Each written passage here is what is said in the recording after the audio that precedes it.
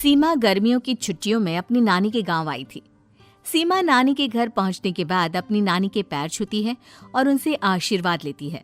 तभी उसकी नानी उससे कहती है, इतनी बड़ी हो गई मेरी सीमा, चल जल्दी से हाथ मुंह धो ले, मैं तेरे लिए खाना लगा देती हूँ। भूख लगी होगी ना? हाँ नानी, भूख तो लग रही है मुझे, आपके हाथ के बने हुए पीले दाल और चावल खाने की। कितना टाइम हो गया है मुझे आपके हाथ का बना हुआ दाल चावल खाए हुए। तू तो नौकरी में व्यस्त थी, तो तुझे कहाँ से टाइम मिलेगा अपनी नानी के लिए? और जब इतने टाइम बाद आई है तो ज्यादा टाइम के लिए रुक कर जाएगी तू। हाँ हाँ नानी, इस बार पूरे 2 महीने के लिए आई हूँ। सीमा की नानी अंदर जाकर उसके लिए खाना बनाने लगती है। सीमा कमरे में अकेली होती है, तभी उसे किसी औरत के रोने की आवाज सुनाई देती है। वो कभी खिड़की से बाहर झांकती है तो कभी दरवाजे से बाहर झांकती है।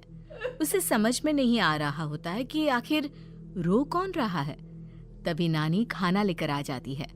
वो अपनी नानी से कहती है, नानी, कोई औरत रो रही है क्या? मैं जब से यहाँ आई हूँ तब से मुझे यहाँ किसी औरत की रोने की आवाज आ रही है।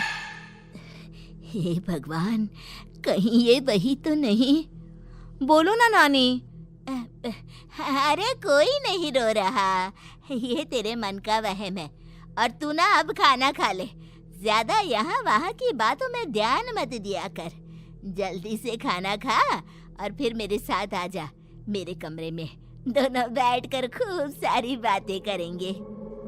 ऐसे ही अगले दिन सीमा अपनी नानी के साथ गांव के बाजार जा रही होती है। उसी रास्ते में फिर से किसी औरत के रोने की आवाज आती है।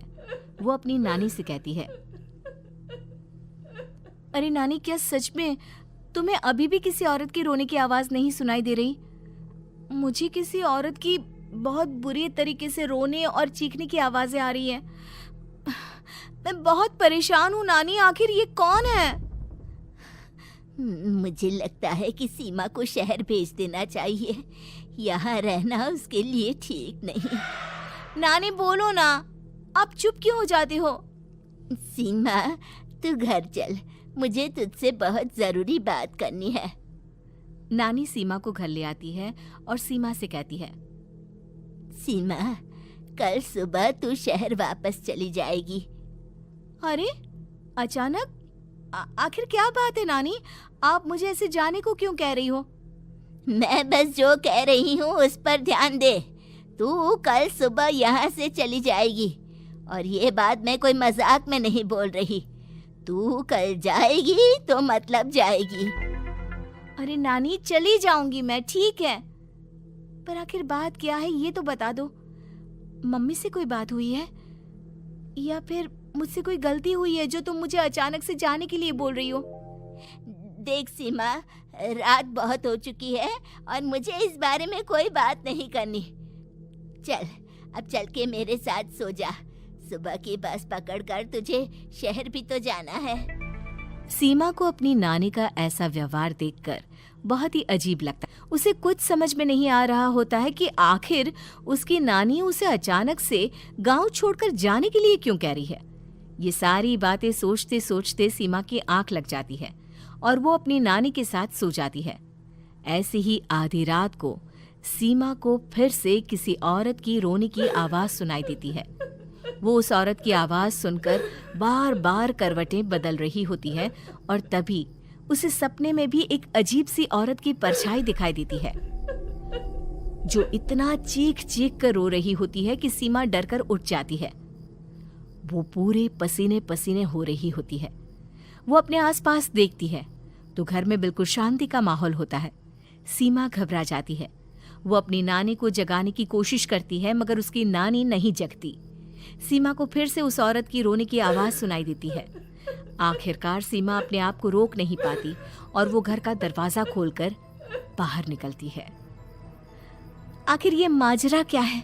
आज तो मैं पता करके रहूंगी। अब आवाज का पीछा करते हुए सीमा आधी रात को गांव के चौपाल के पास बने कुएं के पास पहुंच जाती है, जहां कुएं की चारों ओर बेड़ियां लगी होती हैं। उन बेड़ियों में लगे हुए ताले के साथ एक लाल रंग का कपड़ा और माता रानी का कलावा बंधा होता है। उस कुएं में से सीमा को किसी के रोने की आवाज आती है। सीमा परेशान हो जाती है। इस कुएं में कौन है? कौन है यहाँ? सुनो, कौन है? कौन रो रहा है? वो चिल्ला चिल्ला कर पूछती है और साथ ही लोगों को जगाने की कोशिश करती है, मगर किसी को भी उसकी आवाज सुनाई नहीं देती। अब सीमा खुद उस कुएं के पास की बेड़ियों और तालों को खोलने की कोशिश करती है और किसी तरह कुछ देर की मशक्कत के बाद सीमा उसको खोल भी देती है। और जैसे ही वो कुआं खोलकर उसके अंदर झांकती है, सीमा उस कुएं में गिर जाती है। इतने में उसकी नानी की नींद भी खुल जाती है और सीमा को पास ना देखकर नानी परेशान हो जाती है। नानी घबराकर पूरे घर में उसे ढूंढने की कोशिश करती है, जिसके बाद उसकी नानी और सभी लोग उस खूनी कुएं के पास जाते हैं और सीमा की नानी कुएं के पास खड़ी होती है। सभी गांव वालों और सीमा की नानी को सीमा के चिल्लाने की आवाज आती है, बचाओ, कोई मुझे बचाओ। मेरी बच्ची, हम आ गए, हम तुझे बचा लेंगे। नानी, मुझे यहाँ बहुत डर लग रहा है। यहाँ इंसान की कटी हुई मुंडियाँ, हाथ, पैर और कंकाल हैं और खून भी है। नानी, मुझे डर लग रहा है। आप सब मेरी मदद कीजिए, नहीं तो ये खूनी कुआं मेरी बच्ची को भी खा जाएगा। अरे मुझे तो ये समझ में नहीं आ रहा कि आखिर इस खूनी कुएं को खोला किसने। सालों पहले इसको इतनी मुश्किलों के बाद तांत्रिक बाबा ने बंद किया था। अरे पूरा गांव खूनी कुएं के बारे में अच्छे से जानता है, तो कोई भी जानबूझकर तो ऐसा करेगा नहीं। मतलब किसी ने अनजाने में इसे खोल दिया है भैया। सीमा को इस बारे में मालूम नहीं था और जब से वो यहाँ आई थी तभी से उसे किसी औरत के रोने की आवाजें भी सुनाई दे रही थी। कहीं सीमा ने ही तो उसे नहीं खोला। अगर ऐसा है तो फिर सीमा का बचना बहुत मुश्किल है। वहीं कुएं के अंदर सीमा रोते हुए बैठी होती है कि उसे आवाज सुनाई देती है जो कुएं के बाहर खड़े गांव वालों में से किसी को सुनाई नहीं देता। आज सालों के बाद मुझे ताजा खून मिलेगा। तेरा खून पीकर आज मैं अपनी प्यास बुझाऊंगा।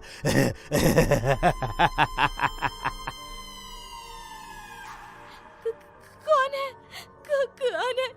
मत मारो प्लीज, मुझे जाने दो प्लीज। मैंने किसी का क्या बिगाड़ा है? वो तुझे मरने के बाद पता चल ही जाएगा। जितने में गांव वाले और सीमा की नानी कुछ सोच पाते, उतने में उन्हें सीमा के चिल्लाने की आवाज आती है और अगले ही पल सब शांत हो जाता है। क्या हुआ? सीमा, मेरी बेटी। माफ करना बहन, लेकिन अब सीमा वापस नहीं आएगी। हमें एक बार फिर से कुएं को बंद करना होगा।